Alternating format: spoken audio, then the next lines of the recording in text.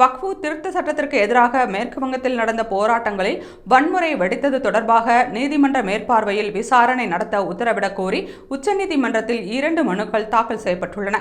வக்ஃபு சட்ட திருத்தத்தை எதிர்த்து முஸ்லிம்கள் பெரும்பான்மையாக வசிக்கும் மேற்கு வங்கத்தின் முர்ஷிதாபாத் மாவட்டத்தின் துலியன் பகுதியில் கடந்த வெள்ளிக்கிழமை நடந்த போராட்டத்தில் வெடித்த வன்முறையில் 3 பேர் உயிரிழந்த நிலையில் பலர் காயமடைந்தனர். நூற்றுக்கணக்கான இந்துக்கள் முர்ஷிதாபாத் பகுதியில் இருந்து வெளியேறியுள்ளனர்.